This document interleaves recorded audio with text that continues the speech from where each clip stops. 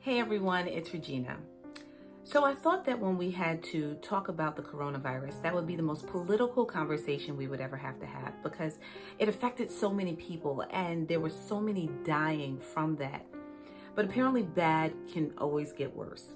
And COVID-19 just served as a catalyst to an even bigger issue that no one has ever really wanted to talk about. However, now we are forced to do so. Now, I've always tried to use this platform as a place for us to exchange ideas, answer questions, and really have a candid conversation. And so the question I keep getting is, how do we heal? How do we heal from racism, from white privilege, from police brutality, when we are at the point we are at right now? And I'm going to try and answer some of that. But first, we have to start with a little bit of a history lesson. So this is nothing new for Black people. We know and have always known that cops were killing us, killing our young men.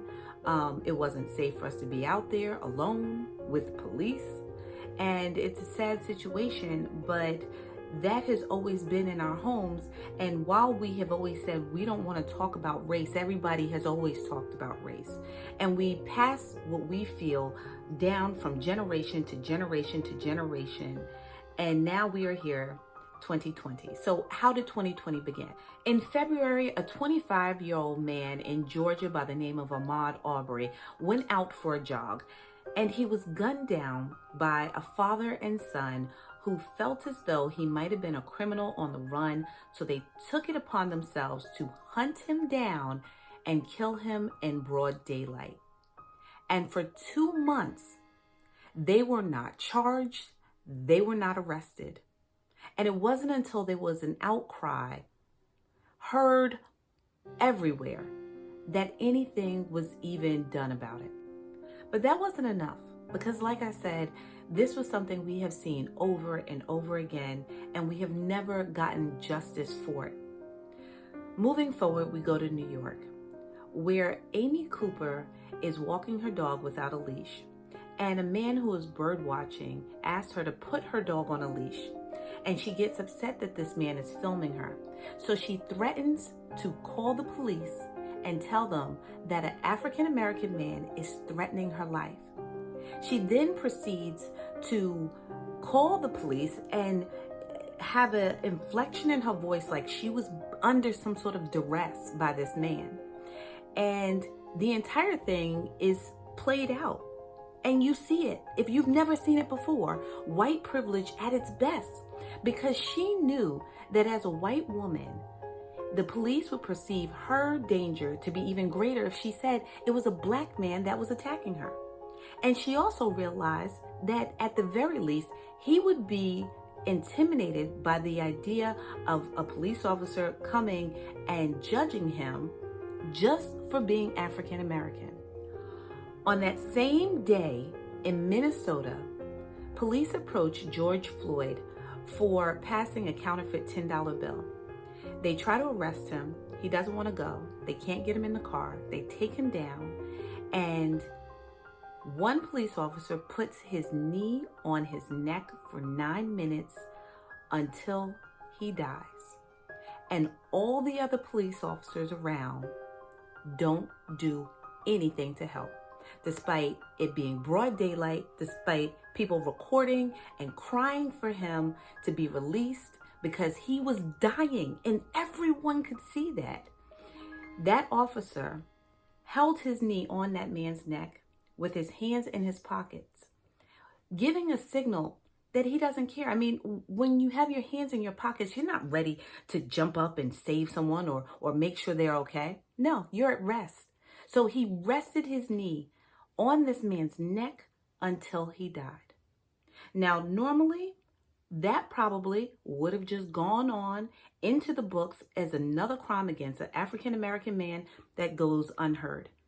However, with the coronavirus going on, everyone was quarantined in their home and able to see this. And people who were sitting there were under different circumstances.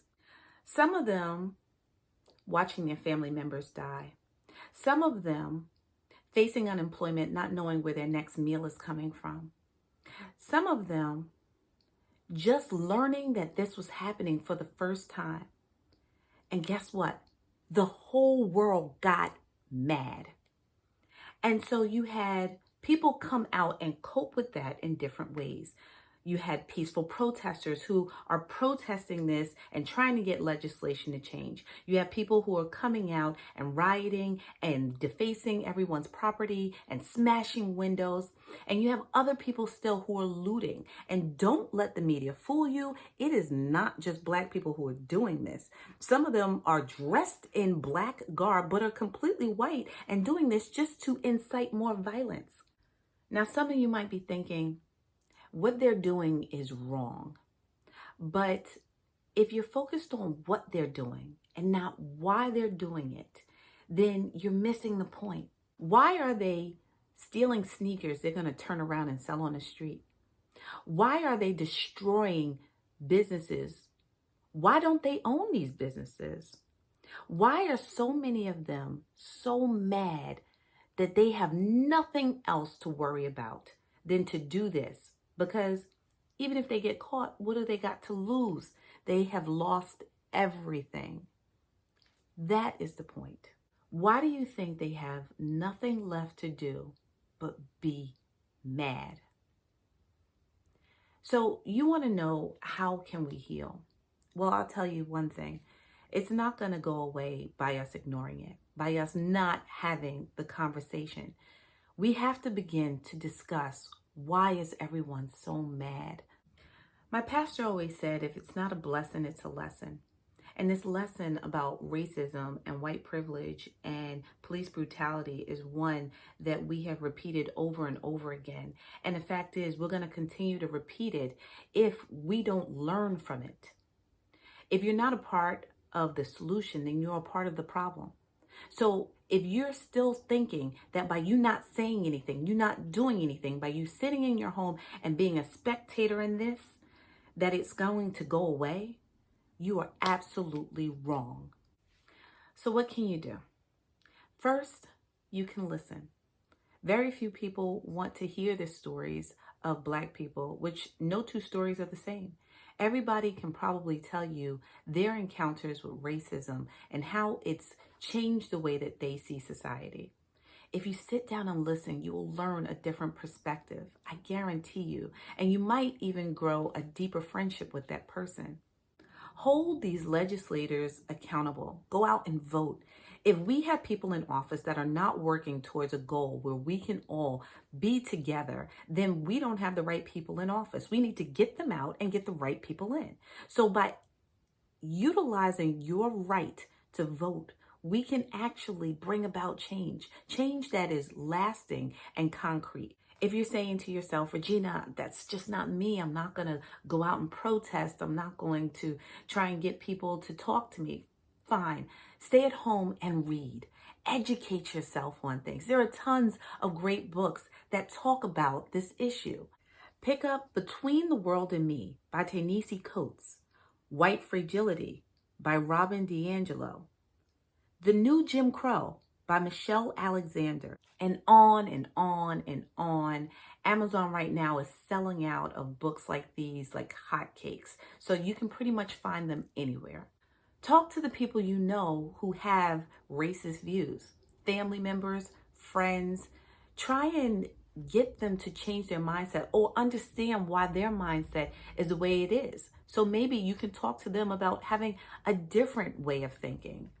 Talk to your children so that this doesn't go again another generation to another generation. You can also always put your money where your mouth is. Donate to the NAACP Legal Defense. This fund supports racial justice through advocacy, litigation, and education. You can also use your social media to bring about change.